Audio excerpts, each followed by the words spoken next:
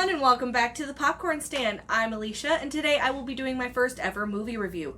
As you can tell by the image behind me, or possibly the title of this video, I am taking a look at Stephen King's It, the 1990 miniseries. I'm going to start off right off the bat saying I do absolutely adore this movie. Tim Curry is a freaking god. But I can admit that there are quite a few flaws with this. Seeing how it was a made-for-TV movie slash miniseries and not a full theatrical release, it didn't have a hard R or anything like that, so they couldn't do quite as much with it as they could have had it gotten a theatrical release. If any of you have seen, which most of you probably have, the remake they did in a few years back, parts 1 and 2, with Bill Skarsgård, who is also fantastic. That movie, they were able to up the ante a lot more, punch through the gore and the scares and everything else, and it is quite good. But this movie will always have just a big place in my heart. So we've got our snacks and our popcorn and our drinks, and I think it's time we dive in and take a look at Stephen King's It. We start off in Derry, Maine, because Stephen King seems to think that all of his stories need to be set in Maine because apparently it is the creepiest place in the world. I've never been to Maine, but apparently it's very scary. So we start off the movie seeing a young girl riding around on her tricycle. Her mom tells her to come in. She rides in, and she hears giggling and laughing from children and a creepy clown, and then sees said creepy Tim Curry clown, this one, right there, and is just, at first, has a curious look on her face, and then smiles at him. That is not the proper reaction for a small child to have. I don't care how old they are, I don't care how much they love clowns. If you just see some rando clown standing in your backyard, no! You don't go, oh, hey, Mr. Clown, you're funny. No, you scream for your mother and you run inside. Creepy clown, Pennywise, attacks her. Next scene that we see is her mom screaming and the tricycle wheel going round and round, and the ambulance taking her away. We then see our one of our first protagonists, Mike Hanlon, and he's asking a cop what happened and trying to get the story, and the detective comes over and basically tells him that it's none of his business and he needs to stay out of it for about the 15th time that he's asked.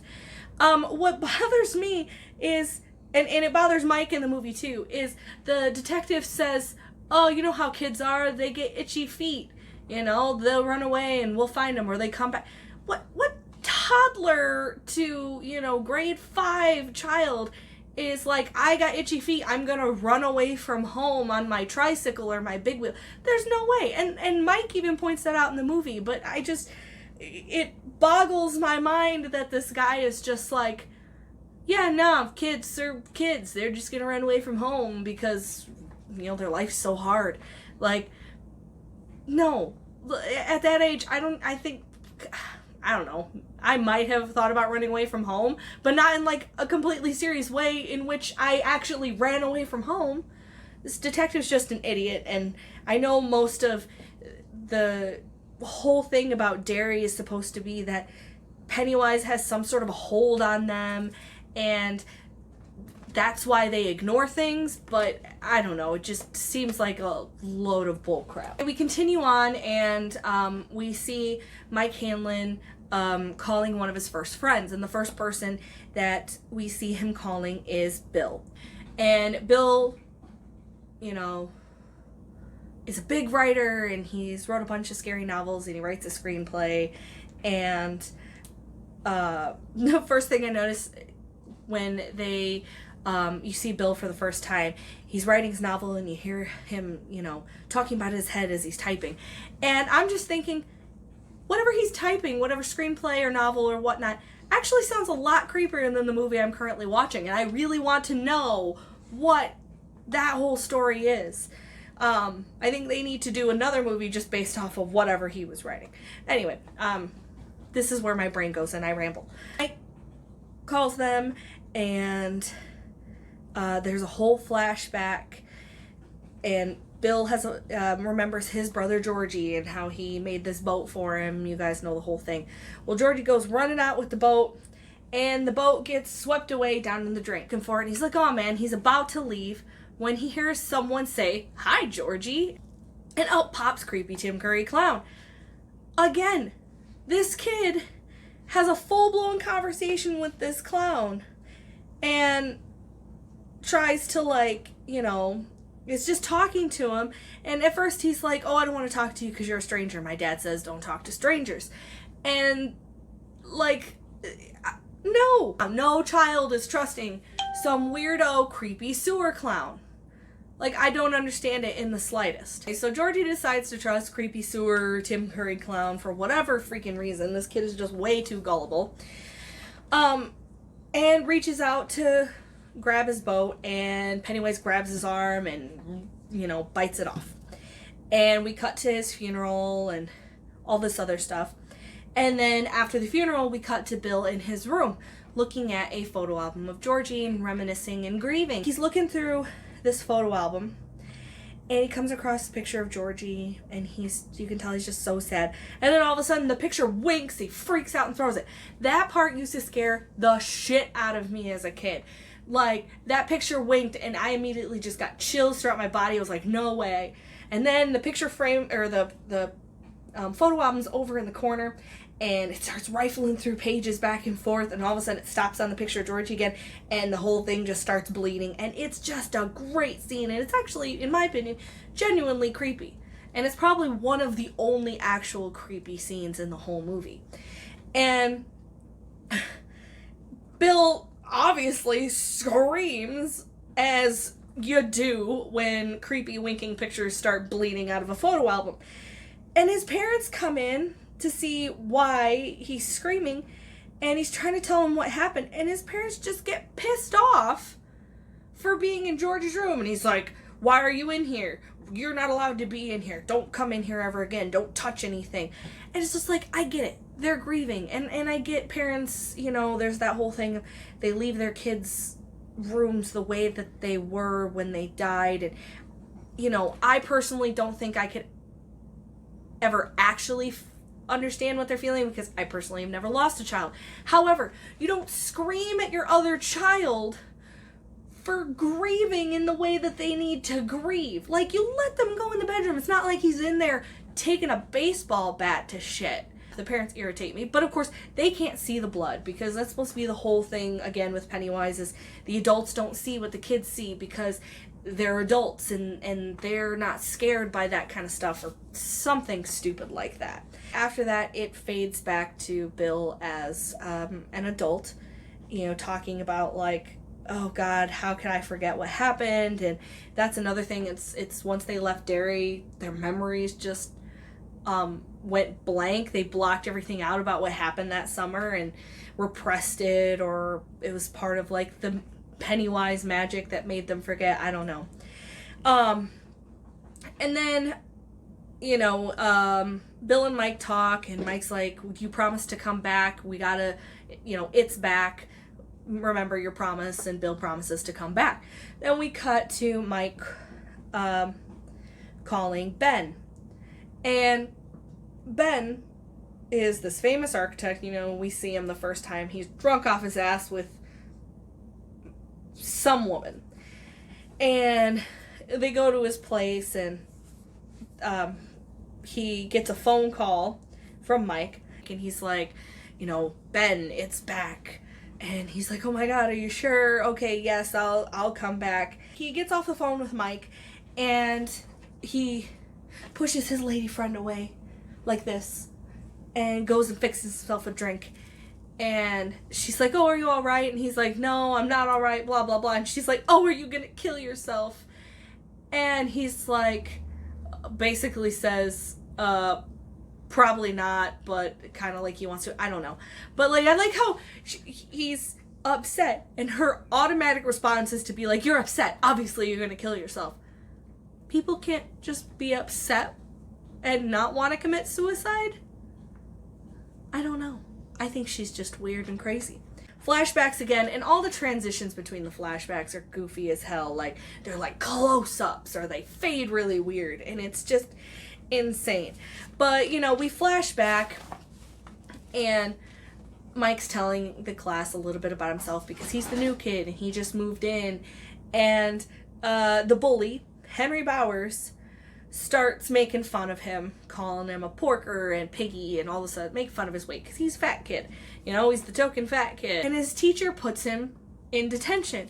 And what cracks me up is she's like, you will stay after 1 hour, you know, for 1 hour every day this week. And he's like, my father will tan my hide. And she's like, well, you should have thought about that before you made fun of Ben. It's just like, I'm sorry that your father's gonna whoop your ass, but detention anyway, sucks to suck. You know, maybe you shouldn't be a little dickhole. And then he gets up to go to the principal's office, turns around, and tells Ben, you're dead, fat boy. And his teacher just glares at him, gives him that, shame on you look, as he wanders the principal. It's like, here, you get a week's worth of detention for calling the fat kid fat, but you threaten his life, that's fine. Not another week, not an extra hour a day on top of the hour you already have, but you know, it's just like, making fun of him because he's fat. Oh my god, that's terrible. Threatening his life. I'll let it go. So then after that, we cut to Ben after school, and he's looking around for the bullies, make sure they're not there, and he meets Beverly, for the first time. She's like, well, good to meet you, Ben. I'm Beverly Marsh. And he's like, good to meet you, Beverly Marsh. And as he's walking back home, he's saying her name out loud, going, Beverly Marsh, Beverly Marsh. I'm like, does anyone actually say their crush's name out loud like that? I mean, I haven't. I've written it in notebooks before, or, you know, write your name with their last name, with like Mrs. blah blah blah or Mr. blah blah blah. He gets stalked by the bullies. They hold him back, and Henry Bauer says he's gonna carve his name into Ben's stomach. And this bully is fucking psycho. Like, it's definitely not your typical middle school, high school bully. Like, this kid is a psychopath. He is a serial killer in the making. I'm sure that he probably cuts the heads off of small animals. And he's just... Stephen King tends to have, like, the typical, like, bully in all of his stories. But a lot of his bullies are absolutely out of this world maniacal. Like, no bully is that bad. But in Stephen King land, apparently it is. And no offense to Stephen King, I love him a lot. I like a lot of his stories. Obviously, I prefer his books usually over his movies. Sometimes movies over books, it just depends. But there are certain tropes that he has that just crack me up, because I am just sitting here thinking they're a little over the top. He gets away from the bullies by kicking them and breaks through the fence behind him and rolls down a hill, and he's running away from the bullies, and, you know, he hides, and the bullies come down and they can't find him, but they see Bill and another one of our protagonists, Eddie. There's a couple different bullies. There's Henry Bowers, and then there's like two other main bullies, and the one that they have nicknamed Belch, that's like his catchphrase or thing that he does. That's his quirk, is he just burps at them. Like, belches at them. And I'm like, is belching threatening? Like, if someone comes up to you and just burps in your face, you're gonna be like, please don't hurt me. No, I'm gonna be like, get the fuck out of here with that. That's gross. Please go away, and Ben comes out of his hiding spot. Bill is trying to get Eddie to calm down. Eddie's having a panic/asthma attack, and he's out of his asthma medicine, his inhaler. So Bill says, Ben, can you stay here with him? I gotta go give him this medicine. Ben's like, yeah, sure. And he's like, you'll be fine, whatever. And then offers him some candy. It's just like, crap. I don't know what to do about this, but can I offer you some candy in this trying time? And Eddie's just basically like, fucker, I'm dying. Why would I want some candy? Shortly after that, Ben hears someone calling his name. And he's like, what? He realizes it's his father calling his name. Weird thing about that is his dad has been dead for several years, or however long. His dad is dead. And he hears his dad calling his name and goes to see what's going on. If my dead relative was calling my name, I mean, personally, for me, I would be a little curious, but at the same time, he seems just mildly confused. Like, my dead father's calling my name. Better go check it out. Not, that's fucking weird. I'm gonna go home. He sees his father standing in the middle of a pond thing by, like, the sewer. Just sees his dead father, and he's just like, well, that's weird. That's just how his facial expression is. Just being like, that's odd. I would be like, what the fuck? And get my ass out of there. And then his father is slowly, you know, he's holding a thing of balloons. It's like, do you want a balloon? And his voice is changing into, like, Pennywise's. And his outfit keeps changing to reflect, like, Pennywise. And then he turns into Pennywise. And again, Ben's just kind of like, huh. And then he disappears. And he's like, what? And all of a sudden a skeleton comes out and grabs his leg. And he's just like, oh. Like, a light gasp, and then just looking at it like, again, that's odd. I'm like, no! You should be flipping your shit and running the fuck away. Like, I don't understand. I don't understand how someone's just like, a skeleton. That's minorly inconvenient. Not, oh my fucking god, a skeleton that's talking to me and grabbing me, I have to go. I don't understand. This acting is terrible sometimes. I mean, the kids are great. They do their best, but sometimes they're really, really, really bad. It cuts back to older Ben, and then it cuts again to Beverly. And Beverly's all grown up, obviously, and she's like she's, I think, the head of her own fashion company, and she's dating, like, her partner of the company. And he's a total dickwad, and obviously you can tell right away that he controls and abuses her. And I just want to punch this guy in his smug fucking face. Like, I would scoop out his eyeballs with a rusty spoon. Like, that's how much I hate this dude.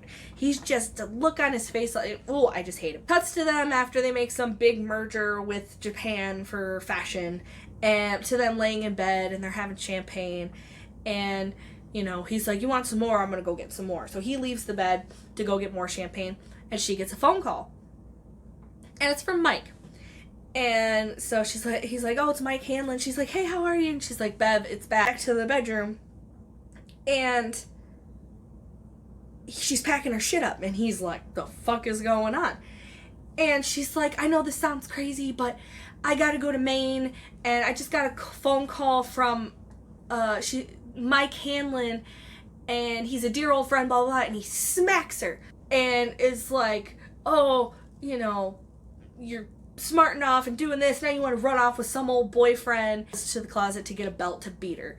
And she finally, you know, she stands up for herself, and she's like, you're never gonna touch me again. She's throwing shit at him. She throws some big heavy ointment container, bops him in the head with it, and, you know, he falls on the ground, and she takes that opportunity to hurry up, grab her suitcase. She leaves and goes to a taxi to go to the airport to get back to Maine. And that's when she has her flashback. And she's at home, and she gets a knock on the door, goes out, and there's nobody there, but there's, like, a little postcard on the ground. And then it cuts to Ben hiding in, like, the bushes, because he wrote her you know, cute little poem, and she brings it inside and she's reading it, and her dad is like, what do you got there? You know, she's like, who was at the door? And she turns around and hides it, and he obviously can see her hiding it. She gives it to him, and he's like, oh, poetry for some boy, you've been fooling around, blah blah blah. And he hits her, and this poor girl has gotten hit twice already in this movie.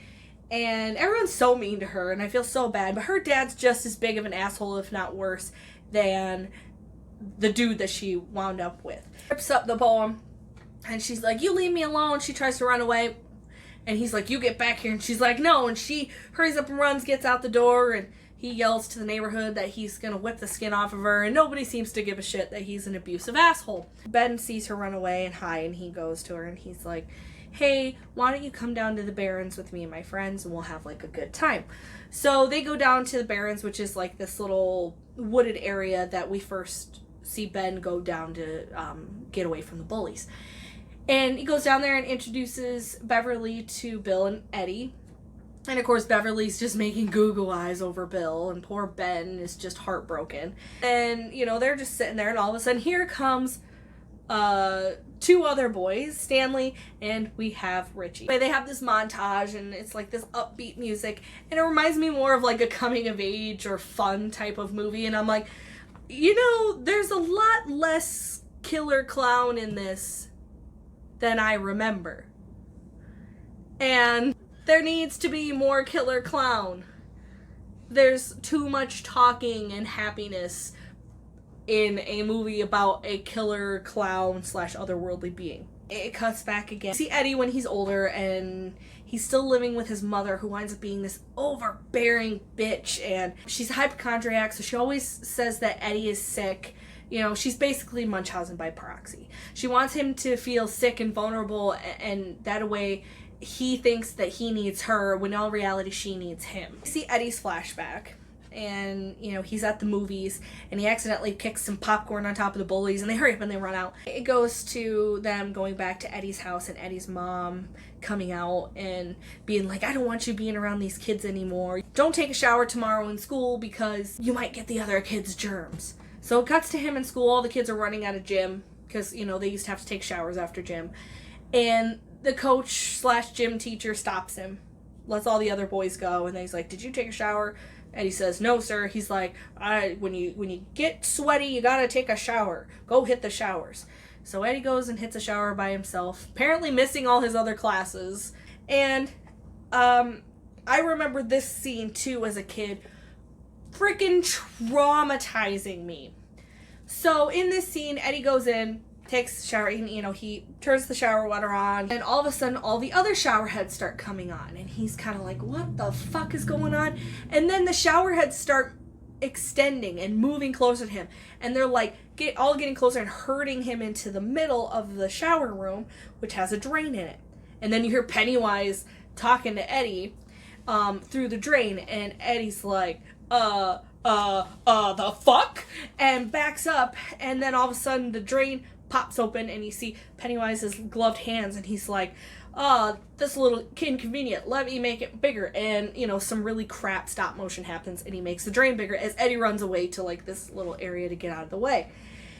And Pennywise is sitting there talking to him, and, you know, saying, there's nowhere to run, and see in your dreams, girly boy, and shows him creepy teeth and laughs, and then fades to black. That's the end of the flashback. But yeah, this scene freaked me out so much as a kid that I could not go anywhere near a drain for the longest time unless I absolutely had to. Like I said, I loved this movie as a kid. I love it now, but it did scare me as a kid. But, you know, I love horror movies, so I love being scared.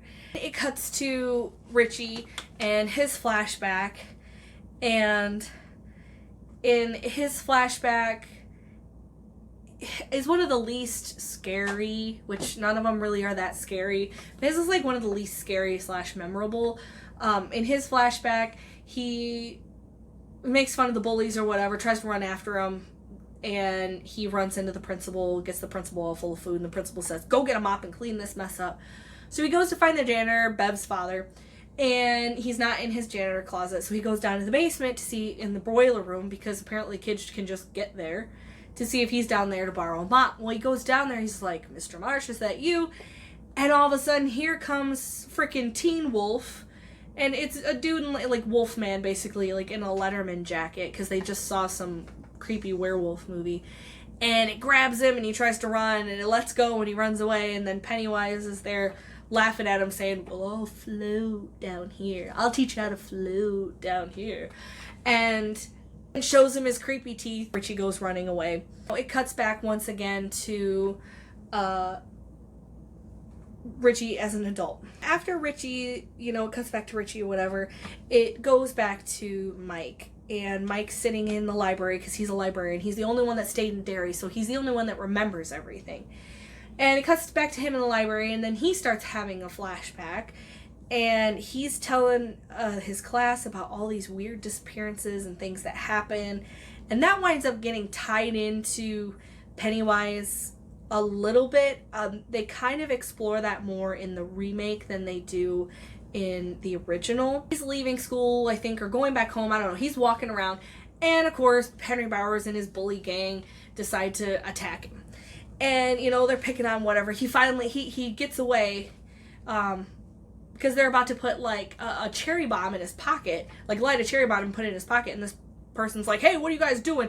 And that gives him enough opportunity to run away, and he runs after him, and he books it to a rock quarry / construction site, something like that. I think it's supposed to be a rock quarry, and the rest of the kids are there, and he's like, comes crawling up to him, was like, help me, whatever, and they're like, grab some rocks, and so they all grab rocks, and this turns into like them throwing rocks. It's like the lamest rock fight scene, because they're throwing rocks like, but they start turning stuff into slow motion like it's a big deal. Bev gets hit with a rock in the arm, and she's just like, ow, and I'm like, suck it up, girl.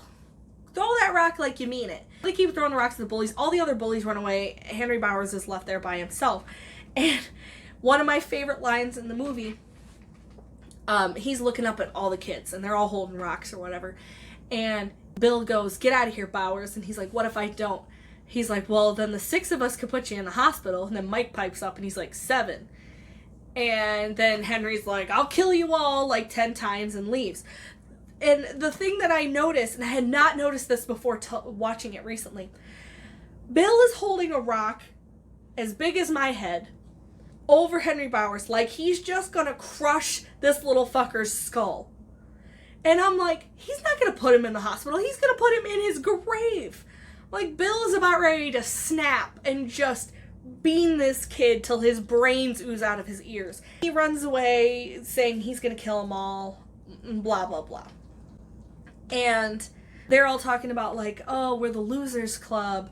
You want in, Mike? And then they take a picture. And they're all back at the Barrens looking through Mike's photo album that his dad gave him of all these old pictures. And he's talking to them again about, you know, people disappearing and like all this other stuff. And they see a picture of Pennywise the Dancing Clown, like an old drawing.